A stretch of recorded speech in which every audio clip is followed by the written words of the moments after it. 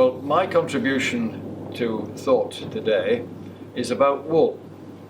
And I've a particular interest in wool because not only do I wear wool, and I'm wearing entirely clad in wool today, but I'm also a producer of wool.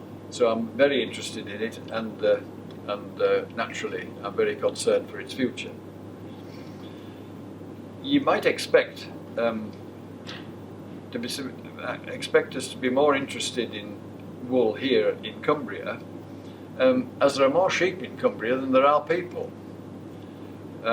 It's a major part of our local economy, and particularly the economy of the hill areas. Historically, our garments here in Cumbria were woven from wool from earliest times. Shakespeare refers to wool from Cumbria in Henry V.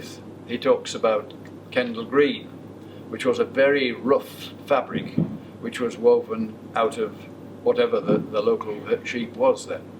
Now, the local sheep at that time was a black-faced sheep, and in the 18th and 19th centuries, by selective breeding, they made this sheep into the rough fell sheep that we have locally around us. But they also, from the same stock of sheep, made the Swaledale sheep, and they also made the alternative to the Swaledale, which was the Dales bred, a rather bigger type of Swaledale sheep. And also, of course, the Scotch Blackface came from the same original stock of sheep. So all our sheep came from one sort of indigenous source which had never been improved over those years. So it's quite an interesting history.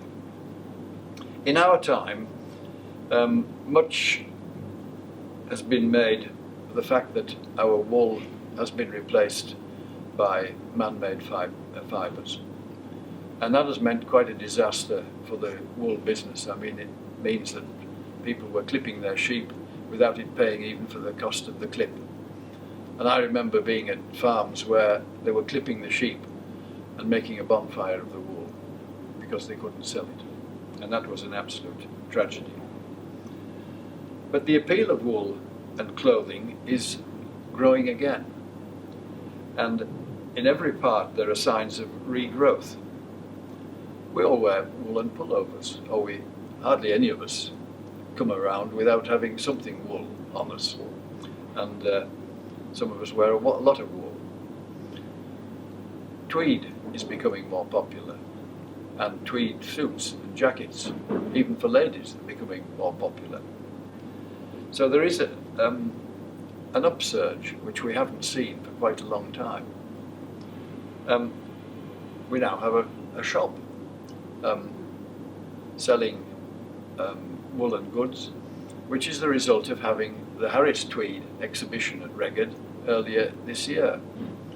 And the shop now has a variety of things in it. Not only has Harris Tweed, but here we have Herdwick wool made into all sorts of lovely objects, garments and throws and cushions and so on, and several other exhibits as well, which is all a beginning.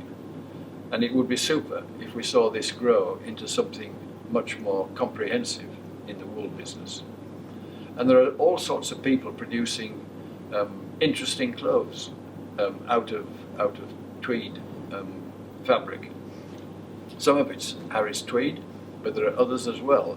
And we've had the Moon company exhibiting some of their products here at an exhibition we had earlier, which was very impressive indeed.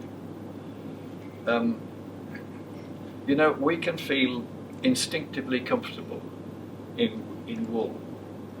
It's an organic product, which we're told we share 95% of our genes with sheep. And some would say some have more sheep's genes than others. One never knows. But nevertheless, we have a certain kinship with these creatures which live around us in this part of the world. And it's very comfortable to know that we're wearing fabrics that have been made in this way for centuries before. It's something which is in our history, and it's in our culture as well. And so we can take great satisfaction that it's part of what we are, and I think we can be very comfortable with our wool and hopefully see its trade and see its influence growing over the years. Thank you.